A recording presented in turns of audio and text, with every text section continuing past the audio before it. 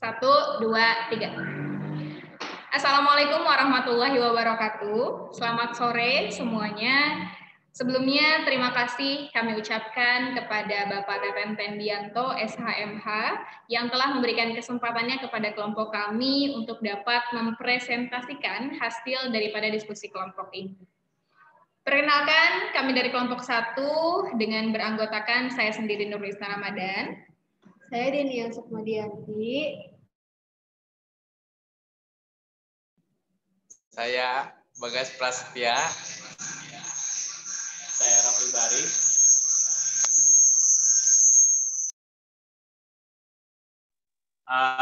Nama saya Arfan Muhammad Nugraha. Dan saya Fahrul Triana Nugraha. Pada kesempatan kali ini, kami akan memaparkan tentang serangan terhadap fasilitas komputer dengan studi kasus hacker Indonesia, curi dana bansos COVID-19 Amerika Serikat. Untuk mengefisienkan waktu, pemaparan yang pertama akan disampaikan oleh Saudara Arfan. Kepadanya kami persilakan. Baik, terima kasih Saudari Nurul atas kesempatannya. Saya akan menjelaskan mengenai latar belakang kelompok kami. Latar belakangnya adalah kita perlu sepakati bahwa beberapa bulan lalu publik dihebohkan oleh kasus pencurian dana bantuan sosial. Atau kita lebih mengenalnya dana bansos oleh sekelompok orang dari Indonesia. Dana bansos yang dicuri adalah dana yang berasal dari luar negeri, tepatnya masyarakat serta pemerintah Amerika Serikat. Mengutip dari kompas.com, mereka diperkirakan meraup dana hingga 60 juta dolar Amerika Serikat. Atau jika kita rupiahkan uang tersebut, maka hasilnya menjadi 873 miliar rupiah dari bantuan pemerintah Amerika Serikat yang salah sasaran dan malah masuk ke atau dicuri lah gitu, oleh sekelompok orang tersebut atau sekelompok hacker tersebut. Nah, pertanyaannya adalah kejahatan apa sebenarnya itu atau namanya apa? Dan kami menyepakati bahwa itu dinamakan kejahatan secara cyber dan namanya scammer.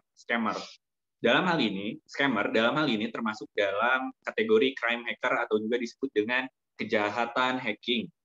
Nah, hacking merupakan aktivitas penyusupan ke dalam sebuah sistem komputer ataupun jaringan dengan tujuan untuk menyalahgunakan sistem yang ada, baik itu pencurian data pribadi atau rahasia, juga penggunaan email yang tidak semestinya seperti spamming, maupun mencari celah jaringan yang memungkinkan untuk dimasuki. Nah, kasus ini bagi kelompok kami menarik karena yang menjadi pertanyaan adalah sudah sejauh mana keamanan teknologi di Indonesia, teknologi serta informasi di Indonesia, khususnya bagi masyarakat, dapat terjaga dari segi peraturan. Lalu di sisi lain atau lebih jauh, upaya pemerintah dalam menangani kasus hacking atau yang berkaitan dengan teknologi informasi adalah dengan adanya tim cyber aparatus negara. Kita tahu bahwa di beberapa sosial media ada akun-akun yang memang itu digunakan atau di latar belakangnya oleh aparatur negara. Tetapi kita mempertanyakan fungsinya sudah sejauh mana atau apakah sudah memuaskan bagi masyarakat, karena kita jika ditarik ke belakang masih banyak kasus-kasus yang berkaitan dengan cyber. Dua pertanyaan tersebut dua pertanyaan tersebut bagi kami sangat menarik gitu, karena dengan begitu kita tahu gitu, dan sedikitnya kita bisa menelaah atau menjawab. Mungkin itu aja ya latar belakang dari saya atau dari kelompok kami. Lebih kita selanjutnya saya serahkan kepada Nona Nurul. Oke, terima kasih Arfan. Pemaparan selanjutnya akan disampaikan oleh saya sendiri, yakni berkaitan dengan rumusan masalah daripada masalah yang diangkat dalam makalah yang kami bahas ini. Berkaitan dengan latar belakang yang sudah disebutkan oleh Saudara Arfan di awal, bahwa pada makalah ini kami mengangkat kasus di mana ada pencurian dana bansos COVID-19 di dunia digital dan sampai terjadi lintas negara. Hal ini perlu menjadi sorotan tentunya terkait dengan perlindungan, di mana perlindungan ini perlu juga bukan hanya di dunia nyata, melainkan di dunia digital. Dan salah satu bentuk perlindungan yang nyata ini adalah berkaitan dengan aturan apa yang perlu mengatur cara kerja ataupun sistem kerja, alur yang perlu teman-teman ketahui ketika kita memasuki dunia digital itu sendiri. Dan permasalahan atau rumusan masalah yang kita angkat dalam pembahasan kali ini pertama adalah mengenai bagaimana pengaturan kejahatan hacking dalam peraturan perundang-undangan di Indonesia. Kemudian yang kedua adalah terkait dengan implementasinya. Bagaimana upaya pemerintah Indonesia dalam menangani kejahatan hacking itu sendiri. Jawaban-jawaban ini akan dipaparkan oleh teman-teman saya. Yang pertama, terkait dengan pengaturan kejahatan hacking akan dipaparkan oleh Saudari Denia. Kami persilahkan.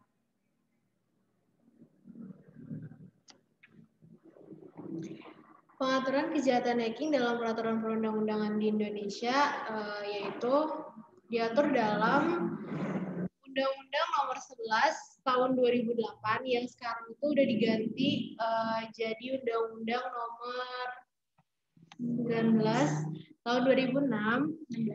Oh, tahun 2016 ya. Tahun 2016 tentang informasi dan transaksi elektronik dalam pasal 30 ayat 1, ayat 2 dan ayat 3 yang berbunyi setiap orang dengan sengaja dan tanpa hak atau melawan hukum mengakses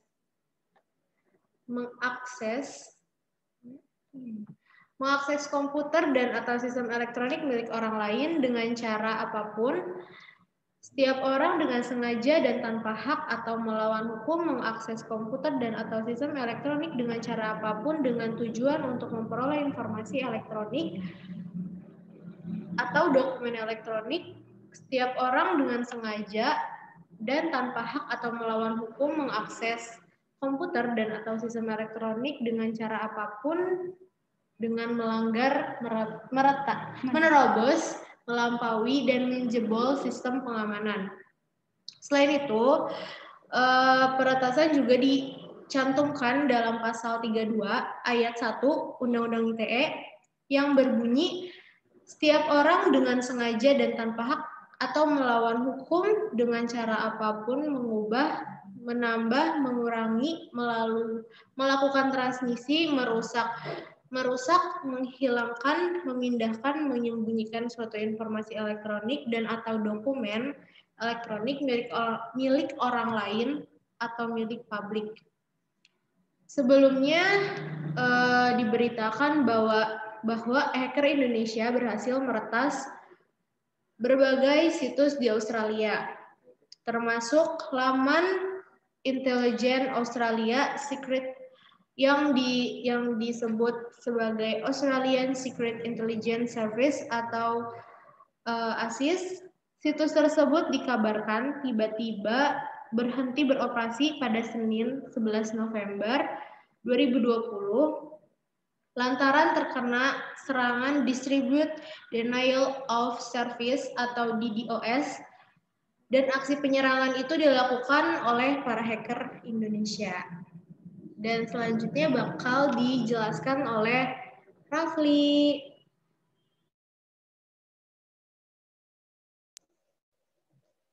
Oke, ya baik, terima kasih.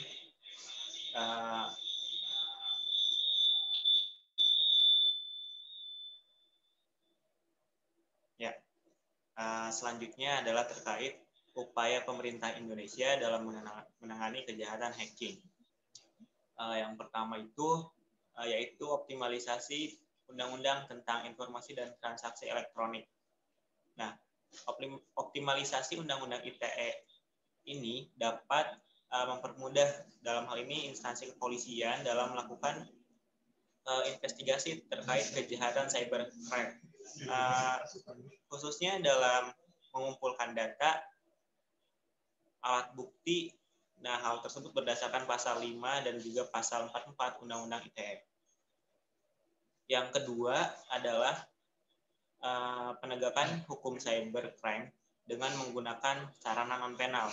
Nah, sebab cybercrime muncul ketika era teknologi, yang dimana teknologi juga merupakan hasil dari kebudayaan atau merupakan kebudayaan itu sendiri, nah maka perlu adanya pendekatan budaya yang dilakukan untuk membangun atau membangkitkan kepekaan masyarakat dan juga aparat penegak hukum tentunya terhadap masalah cybercrime dan menyebarluaskan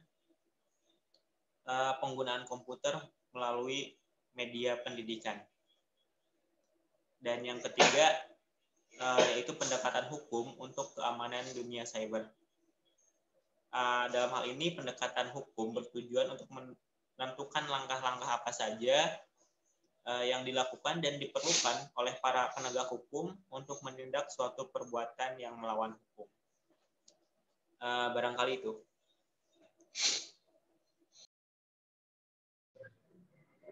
Oke, terima kasih Rafli atas pemaparan atau jawaban terkait dengan upaya pemerintah Indonesia dalam menangani kejahatan hacking, khususnya terkait dengan kasus yang kita angkat dalam permasalahan kali ini.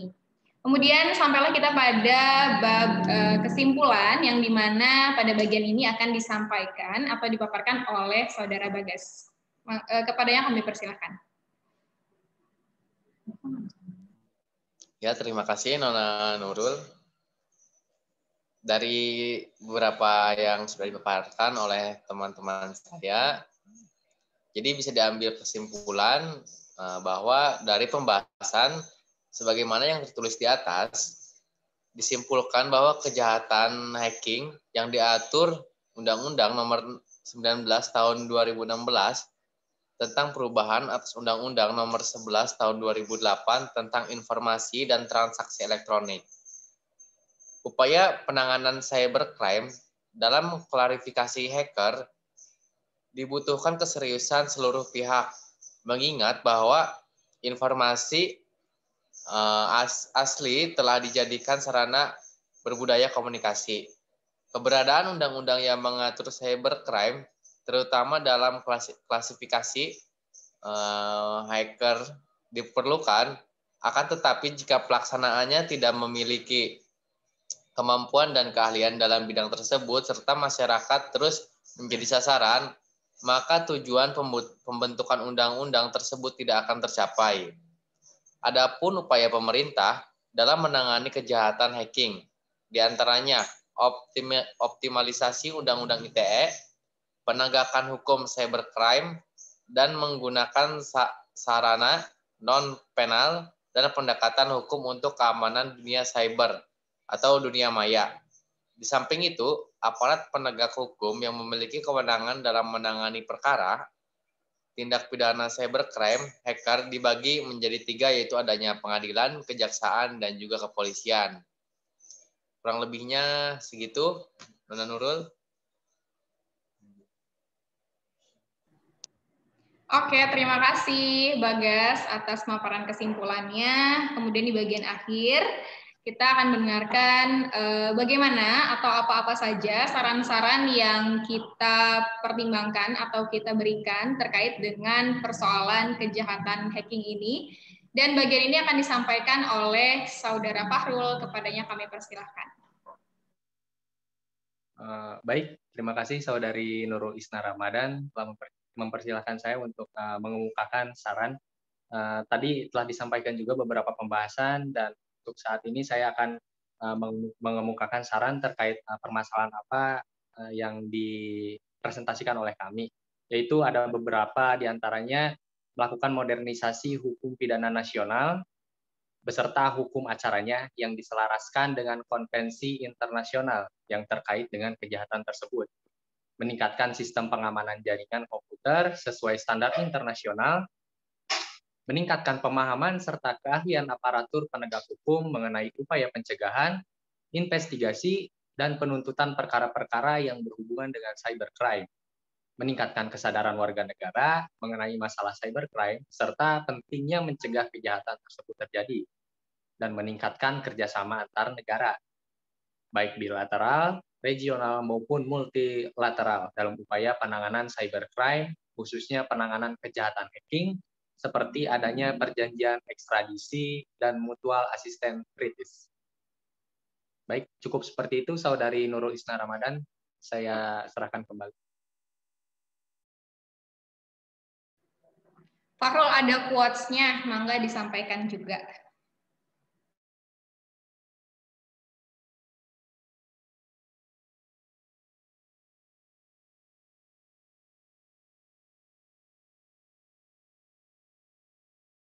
Oh, mikrofonnya dinyalakan. Fahrul belum unmute. Oh. Belum.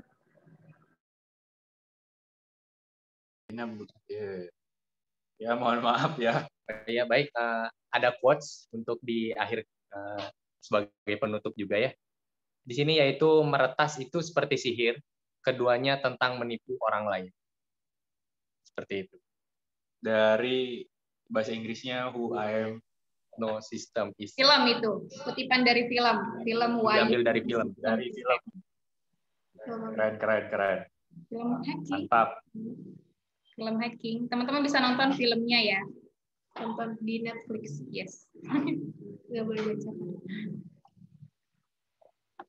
Oke, terima kasih. Sampailah kita pada penghujung presentasi.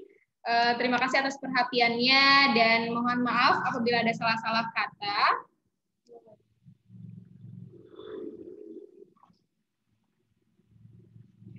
Kami kelompok 1 pamit. Wabillahi taufiq wal hidayah. Wassalamualaikum warahmatullahi wabarakatuh. Waalaikumsalam. Dadah. Assalamualaikum. Sampai berjumpa di kesempatan selanjutnya. Udah gak sih recording?